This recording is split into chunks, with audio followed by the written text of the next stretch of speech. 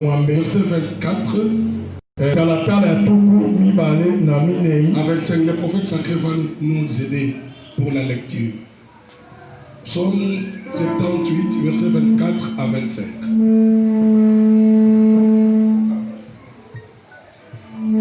Psaume 78, 24 à 25.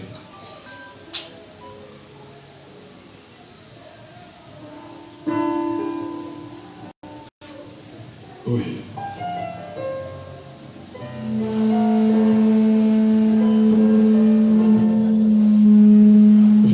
À 25. Nous lisons au nom de Jésus. Il fit pleuvoir sur Élaman pour nourriture.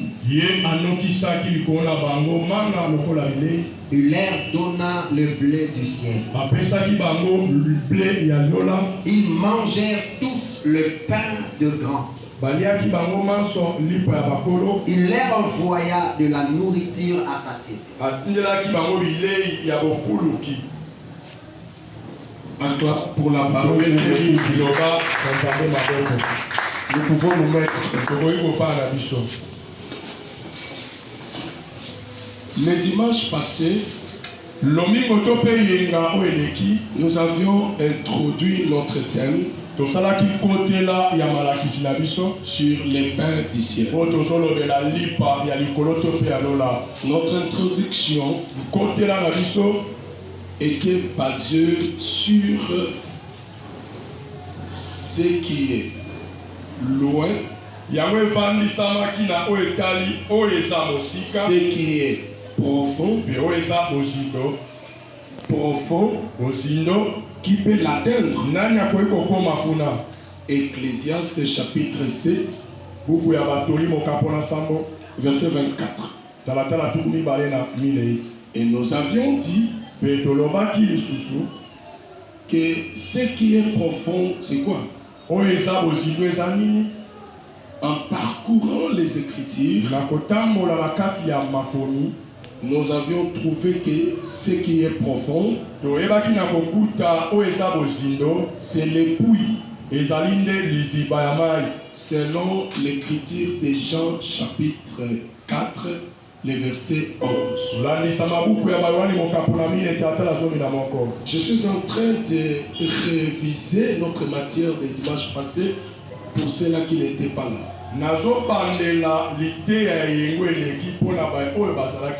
Dans Jean chapitre 4, le verset 11, la Bible nous montre que ce qui est profond, c'est l'épouille. Alors, il était question de chercher dans les Écritures si l'épouille signifie quoi. Quand nous avions parcouru les Écritures, nous avions compris que l'épouille c'est un homme. L'épouille c'est le Seigneur Jésus. C'est lui l'épouille. Parce que nous avions vu dans la rencontre du Seigneur Jésus-Christ avec la femme samaritaine, il y avait un puits qu'on appelait le puits de Jacob. Vous serez d'accord avec moi que Jésus avait demandé de l'eau du puits à la femme samaritaine. Celle-ci, c'est-à-dire la femme samaritaine, a répondu au Seigneur Jésus-Christ qu'il n'y a pas de rapport entre nous, les Samaritains, et vous. Par cette réponse, Christ saisit l'occasion de présenter un autre puits. Parce que Christ a dit à cette femme, parce que cette femme déjà, elle savait que pour avoir de l'eau, il faut venir dans l'épouille. Christ lui présentant un autre époux. Il lui dit, si tu connaissais les dons de Dieu, et celui qui te demande de l'eau, tu aurais toi-même lui demandé de l'eau. Parce que le Seigneur fait appel à la femme samaritaine de demander de l'eau chez lui. Cette femme avait la notion qu'on ne peut puiser que de l'eau dans un puits. C'est que Jésus était lui-même un autre puits.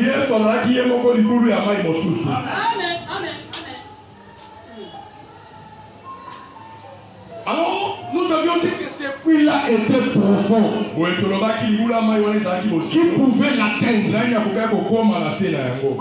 Et nous avions dit que le puits qui est profond, c'est Jésus. Et quand on parle de Jésus, nous voyons la parole, selon Jean chapitre 1, verset 1. Au commencement était la parole. La parole était avec Dieu. La parole était Dieu. Par conséquent, Dieu est la parole. Mais dans le verset 14, l'Écriture déclare que cette parole s'est faite chair. Et cette chair-là, c'est le Seigneur Jésus. C'est que Dieu, c'est la parole. La parole, c'est Jésus. Par conséquent, pour tout, Jésus, c'est la parole. Si le puits c'est Jésus, et que le puits est profond, et que Jésus est la parole, c'est que la parole est profonde, c'est que la profondeur de la parole a 4 mesures: la doctrine, la connaissance, la prophétie et la révélation. Selon 1 Corinthiens 14, verset 6. C'est ce que nous avions dit. Et aujourd'hui, nous voulons rentrer dans notre texte de base. Nous avions dit pour comprendre les versets 25. Somme chapitre 78. Rassurez-moi que vous êtes avec moi. Je ne vous vois pas. Rassurez-moi que vous êtes avec moi. Très bien. Pour comprendre les versets 25 de Psaume 78, on peut commencer par le verset 24.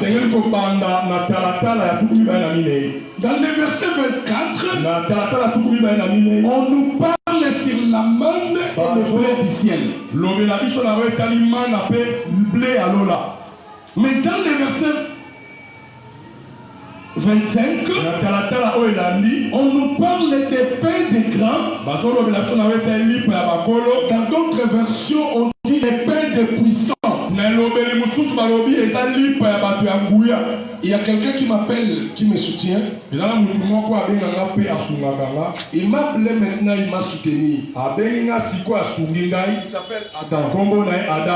Il m'a appelé de l'inviter dans ses cultes. Les pains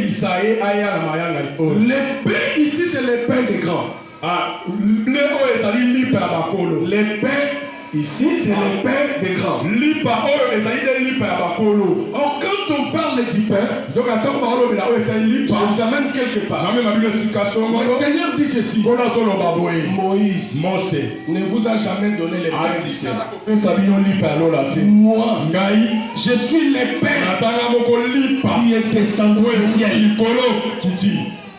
Et quiconque va manger ces pains aura la vie. C'est que c'est le pain qui donne la vie. Alors nous rentrons chez Adam.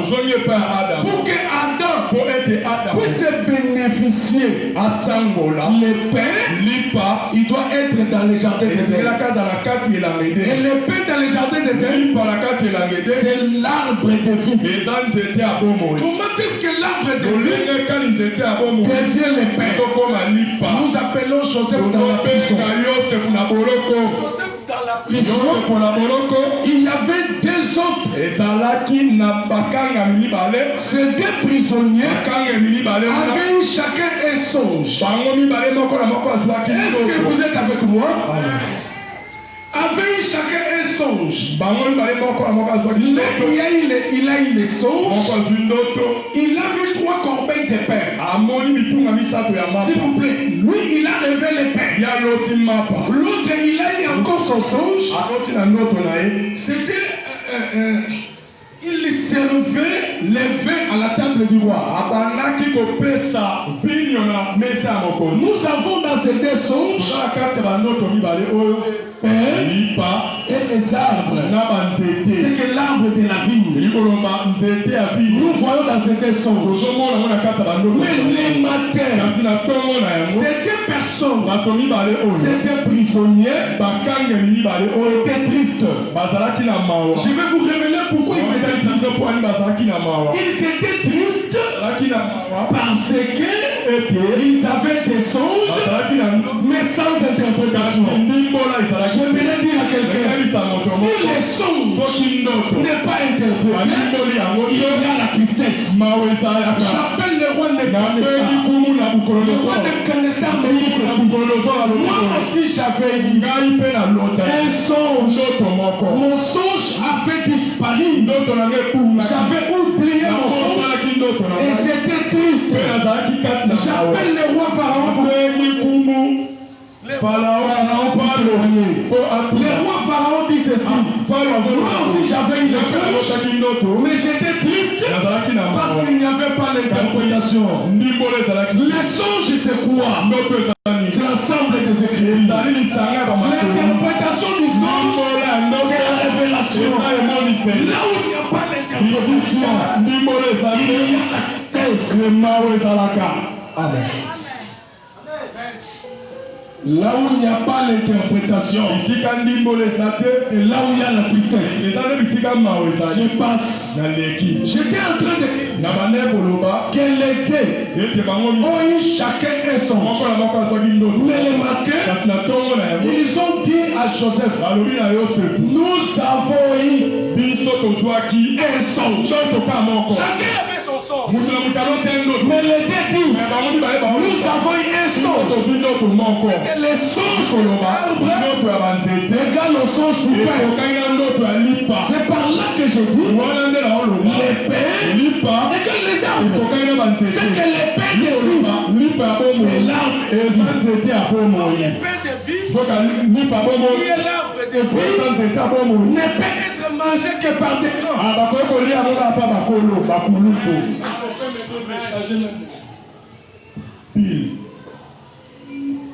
Est-ce que vous êtes avec moi? Amen. Est-ce que vous êtes avec moi? Les pains, c'est les pains de qui? Des grands.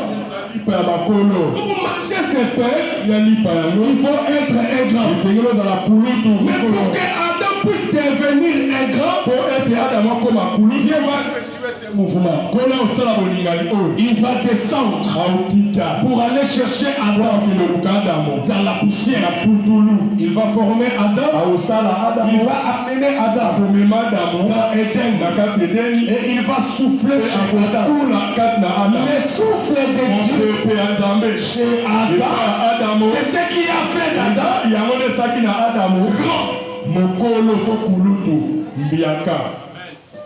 c'est-à-dire le souffle de Dieu qui est l'esprit de Dieu a fait d'Adam. C'est pourquoi la parole déclare de la poussière il retire les pauvres. De la poussière il retire l'intelligent et le fait asseoir avec les grands. Je ne suis pas en train de regretter, mais je suis habitué à ça. Même si le son il va très mal, on me laisse continuer comme ça, je continue. Recevez seulement les messages. Je suis grand. Dis encore, je suis grand. Et je mérite le pain de grand. Encore une fois, je suis grand. Je mérite les pains de grand. Qu'il te soit fait selon ta foi. Je disais qu'il te soit fait selon ta foi. Je répète qu'il te soit fait selon ta foi. Je dis encore selon ta foi. La parole de Dieu. Poussière. Il retire les pauvres. Il prend l'intelligent. Il les fait asseoir avec les... La personne qu'on a retirée dans s'appelle Adam. Parce que Adam a été pris dans la poussière. Je vais dire à quelqu'un que l'Éternel te ramasse comme le qu'il te ramasse dans votre famille. Que ta famille soit comme la poussière. Et que l'Éternel te ramasse là-bas. Que tu sois grand.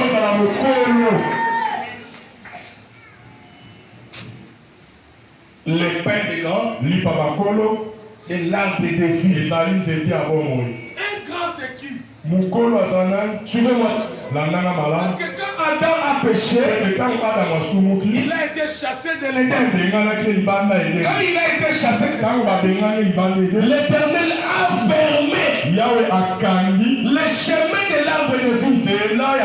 Vous savez pourquoi il a fermé?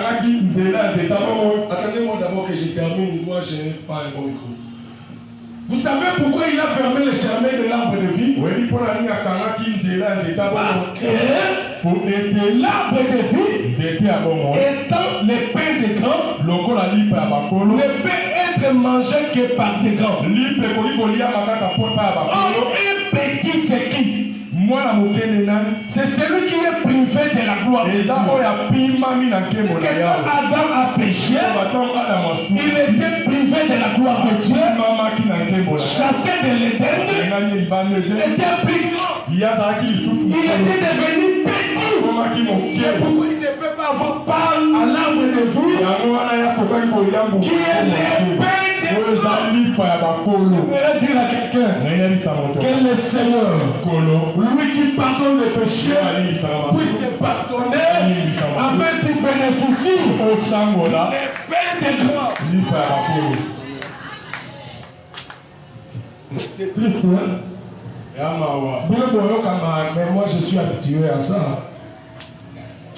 Si peut-être c'est pas moi qui prêchais, j'allais tout que l'orateur puisse travailler dans de très bonnes conditions. Alors c'est pas comme ça. Lève ta main, dis-moi le roi à mon mari. Encore une fois, dis très fort Amen. Cherchez-moi les microphones. J'ai parlé du verset 25 maintenant. Dans le verset 25, voilà. Le Seigneur nous montre les pains de grand. On appelle cela aussi les pains de puissant. Expliquons maintenant le verset 24. Pour avoir la facilité de comprendre le verset 25. Est-ce que quelqu'un a sa Bible ici? Josué chapitre 5, verset 12. Quelqu'un va nous lire cette écriture. J'aimerais que quelqu'un parmi vous puisse lire cette écriture.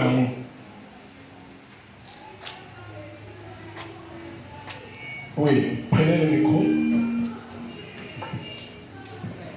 Oui. Je lis au nom de Jésus. La manne cessa le lendemain de la Pâque. Quand ils mangèrent du blé du pays, les enfants d'Israël n'eurent plus de manne. Et ils mangèrent les produits du pays de Canaan cette année-là. Amen pour cette écriture.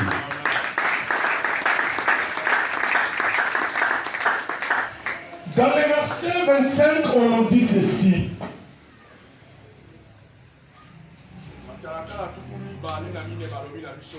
Non, nous sommes dans Josué chapitre 5, le 12e verset. Dans le 12e verset de Josué 5, on nous dit ceci, que la manne cessa le lendemain de la Pâque, quand ils eurent mangé le blé du pays. Suivez-moi très bien. Nous avons ici la manne et nous avons le blé du pays. Est-ce que vous êtes avec moi? Au fond là-bas, vous êtes avec moi. Très bien. Nous avons la manne et nous avons les blés du pays. La manne va cesser quand le peuple mange les blés du pays. C'est que la présence du blé du pays fait cesser la manne. La présence du blé du pays fait disparaître la manne. Dans la situation contextuelle, la manne qui cessa, quand ils ont mangé le blé du pays, c'est la loi. Est-ce que vous êtes avec moi? C'est que la loi a cessé pour laisser la place à la grâce. C'est ainsi que je voudrais déclarer pour quelqu'un la parole que je t'enseigne. C'est le blé du pays qui fera cesser la manne. La manne comme étant la loi, je ne sais pas quelle est la loi qui domine votre famille. Je ne sais pas quelle est la loi qui domine dans votre quartier. Et ces lois-là vont cesser ce matin parce que je vous donne les blés du pays. Si dans votre famille, les gens ne se marient pas, c'était la manne. Si dans votre famille, les gens tombaient malades souvent, c'est la manne. Si dans votre famille, il y avait la confusion, c'était la manne. Et cela va cesser maintenant parce que nous avons le blé du pays. Est-ce que vous avez compris? Je peux passer. On passe.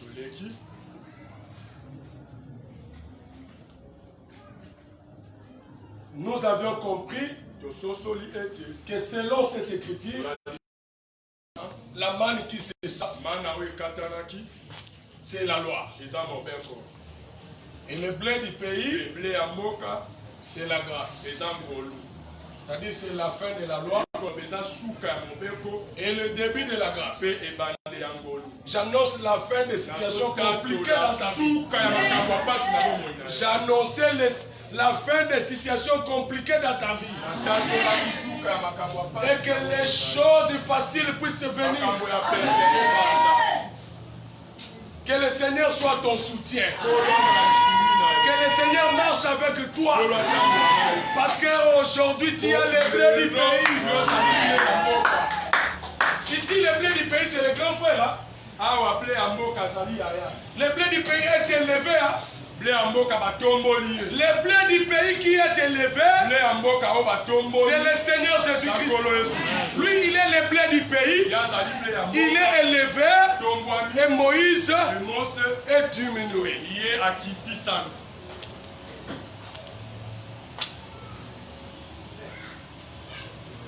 Après la fin de la manne,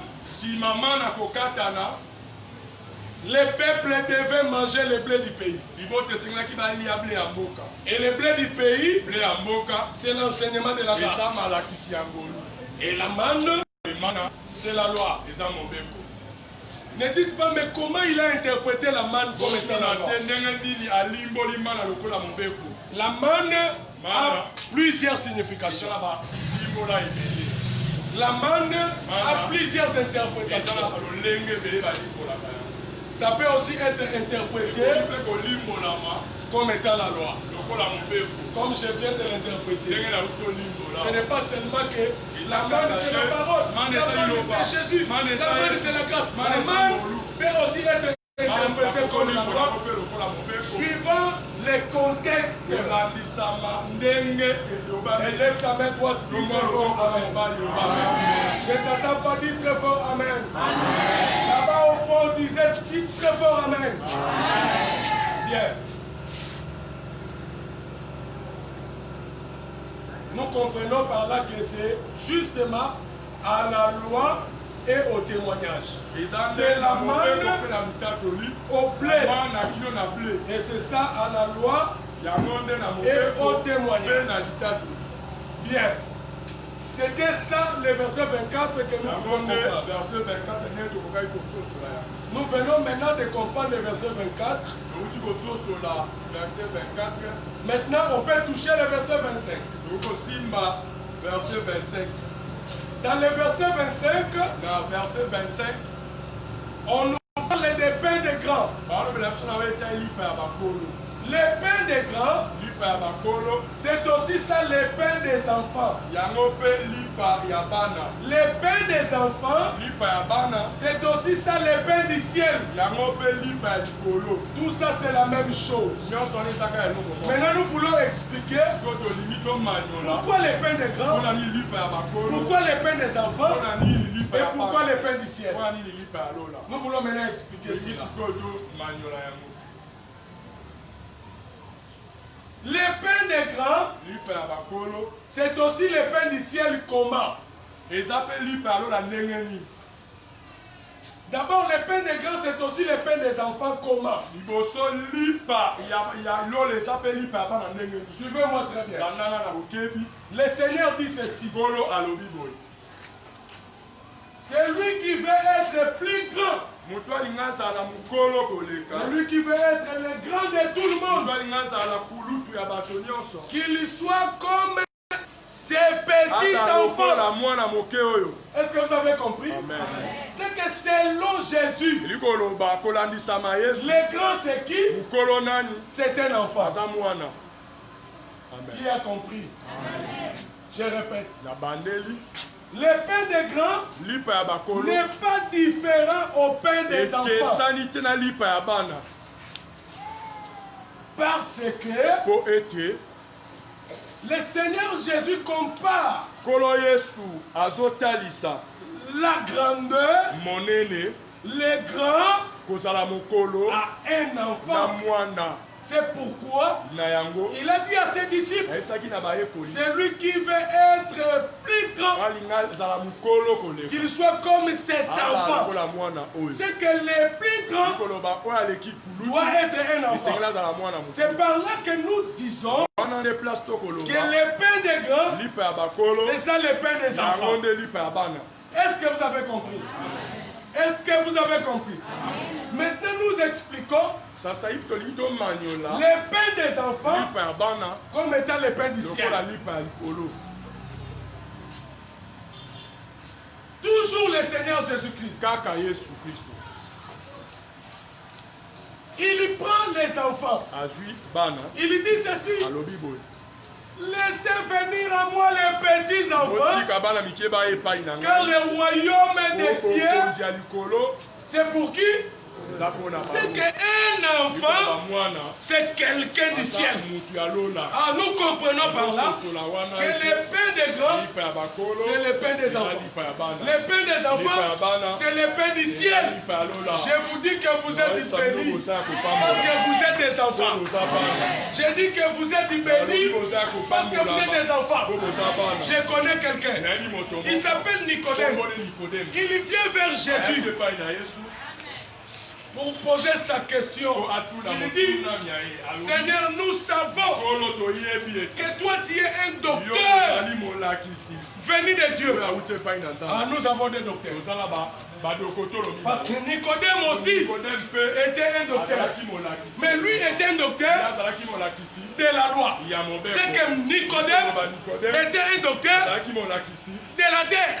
Parce qu'il dit, nous connaissons que toi tu es un docteur venu de Dieu. C'est qu'il y a des docteurs, l'un vient du ciel, l'autre est de la terre. Il pose sa question. Comment on peut faire pour hériter le royaume de Dieu? Jésus lui montre toujours que le royaume de Dieu, c'est pour les enfants, mais sous une autre forme. Il lui dit ceci. Si quelqu'un n'est né d'eau et d'esprit, n'est né d'eau et d'esprit, il ne verra pas le royaume de Dieu. Oh, Nicodème était étonné. Il dit, avec la chevelure blanche comme ça, je peux encore rentrer dans le ventre de ma mère. Ah, Nicodème, tu n'es pas intelligent. Même s'il rentre dans le ventre de ta mère, tu vas encore naître. Toujours dans le ventre de cette mère. Tu es né pécheur. Tu es né dans le péché d'Adam. Tu ne verras pas le royaume de Dieu. Mais la naissance dont il est question, c'est le plongeon 7 fois dans le Jourdain. Amen. Très bien. Ah, mon Dieu. Vous êtes avec moi? Amen. C'est une naissance. Dans le Jourdain. Celui qui avait plongé cette fois dans le Jourdain s'appelle Naaman. Cette fois dans le Jourdain, à la 7e fois, quand il sort, la parole déclare: sa chair est devenue comme la chair. Et qui est le Jourdain?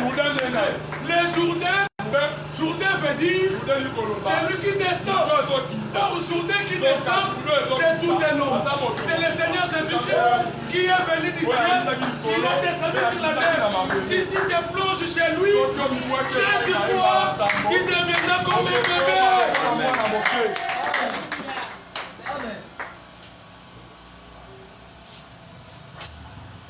Naître de nouveau, c'est encore manger l'agneau. Excusez-moi, je crois un peu de...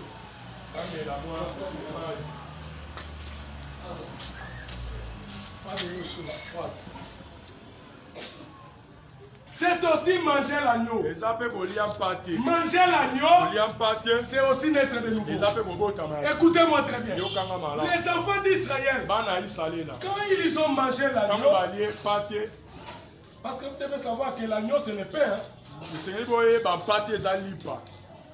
L'agneau c'est le pain. L'agneau c'est la femme du Lévite. Suivez-moi très bien. Je recommence. L'agneau c'est le pain. L'agneau c'est la femme du Lévite.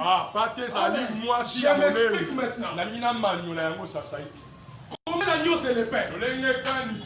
Vous êtes d'accord, vous serez d'accord avec moi que quand vous mangez l'agneau, vous mangez la viande, vous mangez la chair, non? Merci beaucoup. Parce que vous avez compris. Jésus a pris les pains. Il brise les pains. Il donne à ses disciples. Il dit c'est quoi? Manger cela c'est quoi? C'est ma chair. Hein? Mais Jean-Baptiste, quand il a présenté Jésus, il a dit c'est qui? L'agneau de Dieu. Hein? C'est que les pains c'est quoi? C'est l'agneau. Est-ce que vous comprenez vraiment? Est-ce que vous comprenez cela? Maintenant les pains là, comme l'agneau a été divisé en combien de morceaux? Combien de morceaux? Mais c'est ça la femme du Lévite. La femme du Lévite, le Lévite l'avait coupé en combien de morceaux? Qui ont mangé la viande de la femme de Lévite? Ce sont les 12 tribus. Et les 12 tribus, ce sont les 12 disciples de Jésus. Et les pains qu'ils avaient mangés, les morceaux du pain, c'est les morceaux de la femme du Lévite.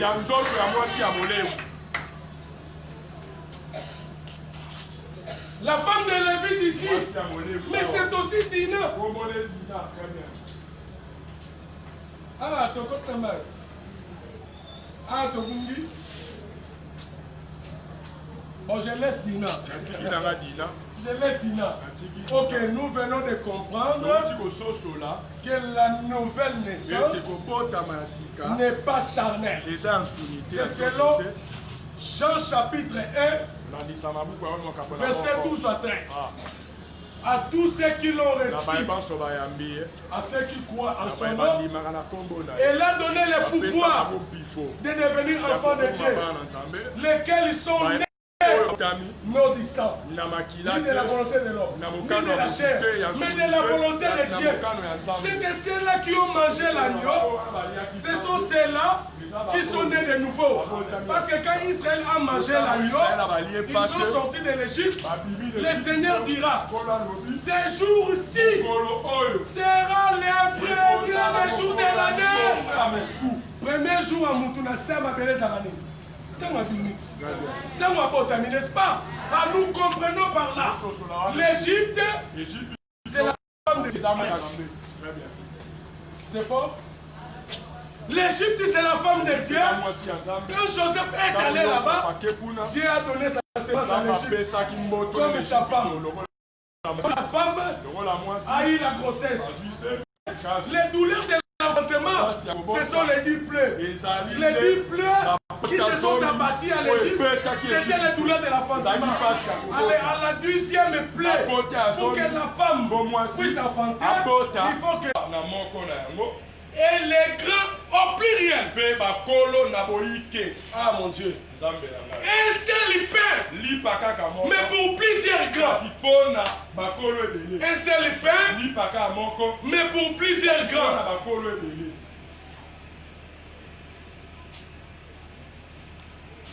Ma permis balaité.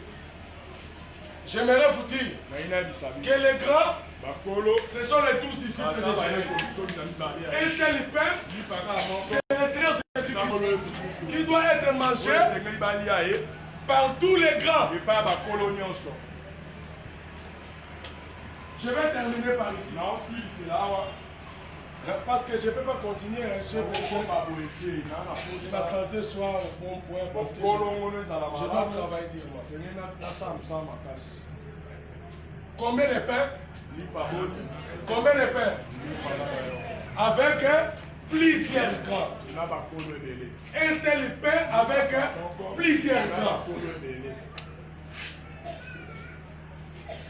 Le seul pain, c'est le Seigneur Jésus qui doit être partagé avec plusieurs grands. Ce matin, toi aussi tu es un grand. Tu mérites ce pain.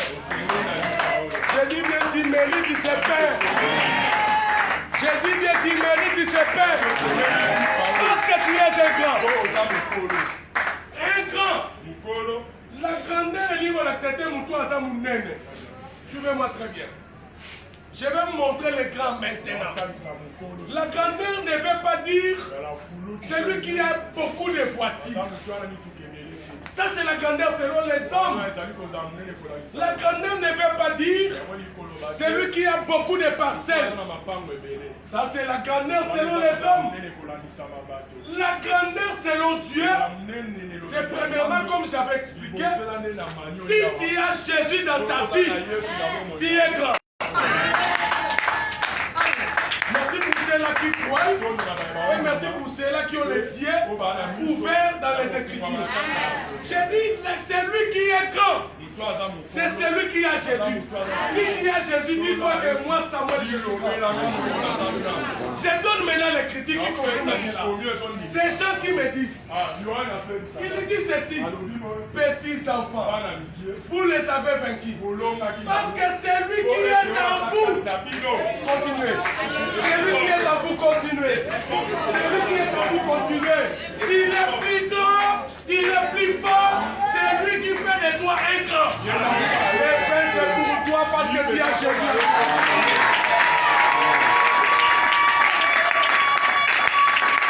J'aimerais dire à quelqu'un, pour être grand, il faut quitter d'abord. Pour être grand, il faut quitter. Quand je dit quitter, cela ne veut pas dire je quitte Ouaguen, je vais là-bas. Ce n'est pas ça. Quitter, c'est se dépouiller des œuvres de la chair.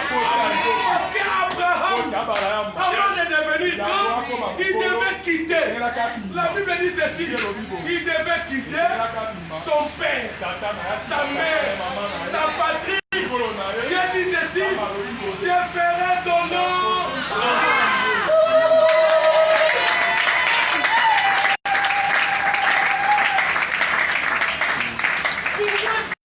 Du nom d'Abraham quand c'est parce qu'Abraham a quitté. Dis avec moi, je vais quitter. Et moi, le vivant, quitte la sorcellerie.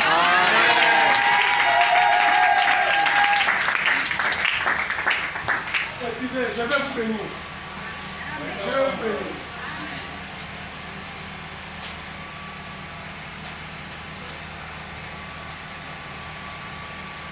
C'est là qui nous suivent. C'est là qui nous suivent en direct. Supportez-nous, hein. Supportez-nous seulement. Dis à celui qui est à côté de toi, je suis grand. Encore une fois, je suis grand. Très fort, je suis grand.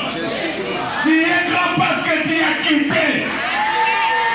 Dieu dit à Abraham, je ferai ton nom.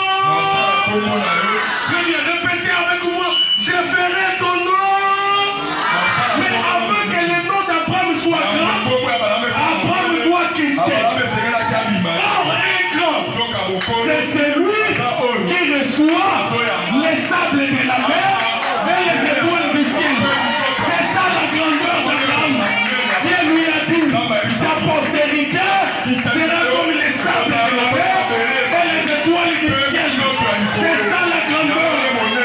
Pour devenir grand, il faut quitter. C'est pourquoi Pierre, quand il a posé la question,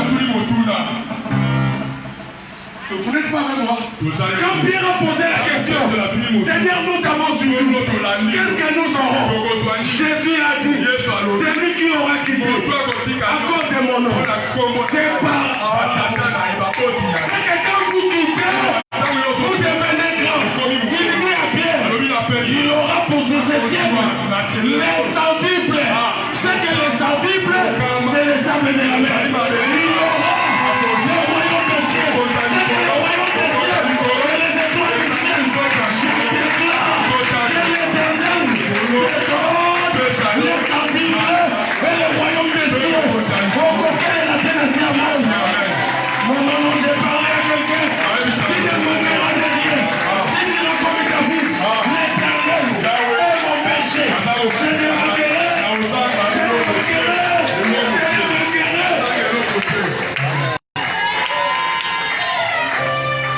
Vous voyez un grand? Le grand, c'est celui qui a quitté. Quitte la sorcellerie de votre famille. Je répète, quitte la sorcellerie de votre famille. Débarrasse-toi de la haine. J'ai dit débarrasse-toi de la haine. C'est ça quitter. Débarrasse-toi de la mauvaise foi. C'est ça quitter. Débarrasse-toi de l'ivrognerie. C'est ça quitter. Débarrasse-toi de la masturbation. C'est ça quitter. Débarrasse-toi de l'impudicité. C'est ça quitter. Débarrasse-toi du péché. C'est ça quitter. Débarrasse-toi. Une femme avec 3 hommes. Débarrasse-toi. Débarrassez-vous.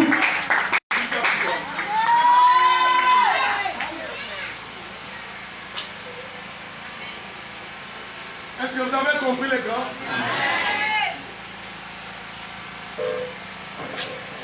Dis avec moi, je suis un grand. Encore très fort, dis, je suis un grand. Est-ce que tu peux quitter aujourd'hui? Est-ce que tu peux quitter? Je crois aussi dans la manière de combat. Tu peux aussi quitter ta famille. Tu cherches une maison à louer. C'est de faire là. Au Canada, trop c'est n'a pas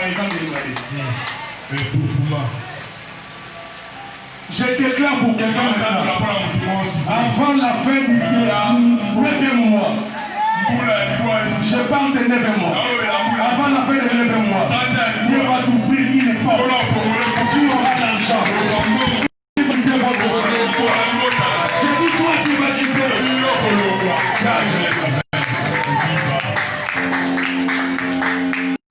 Oui, je déclare, je te vois quitter. Non, j'ai dit, je te vois quitter. Vous savez, il y a des lieux où Dieu bénit les gens. Je dis bien, il y a des lieux où Dieu bénit les gens.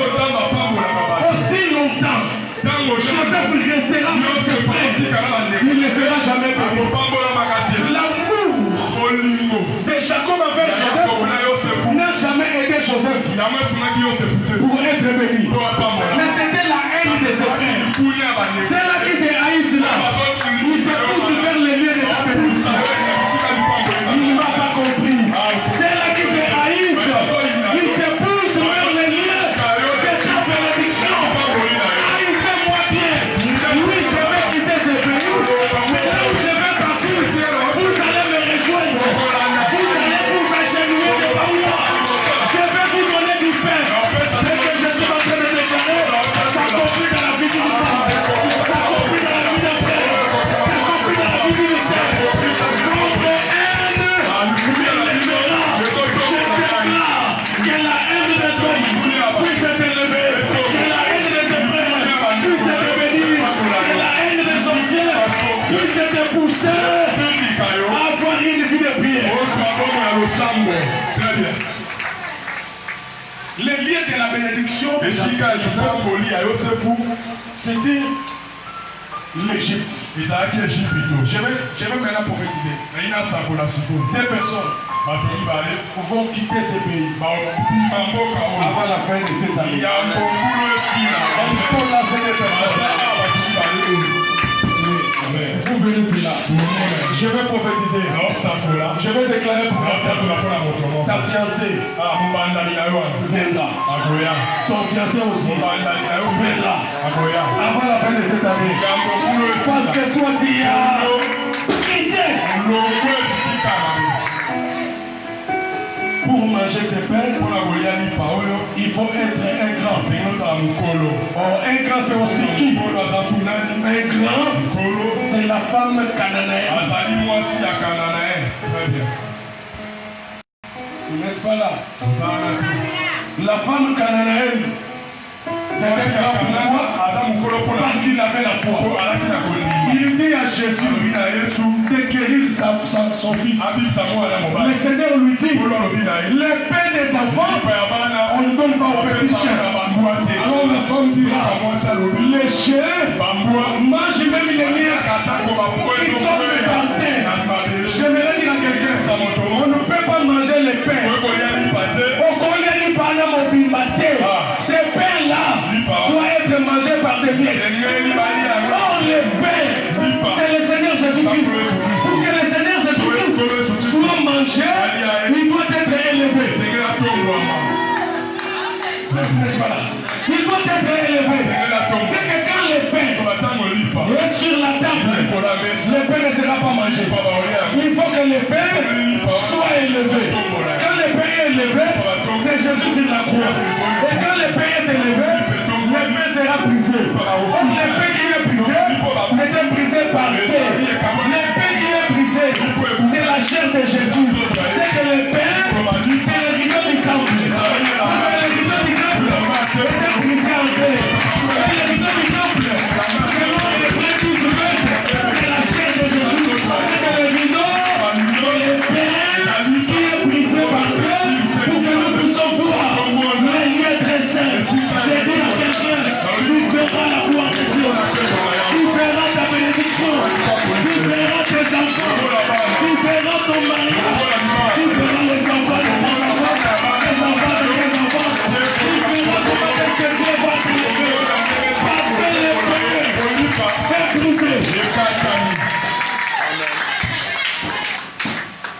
Cette femme avait la foi. Celui qui a la foi, c'est celui qui est grand. J'aimerais dire à quelqu'un, aie seulement la foi. Les pains, c'est pour toi. Et tu seras grand. Tu vas manger les pains de gloire. Au nom de Jésus-Christ. Que Dieu Dieu bénisse.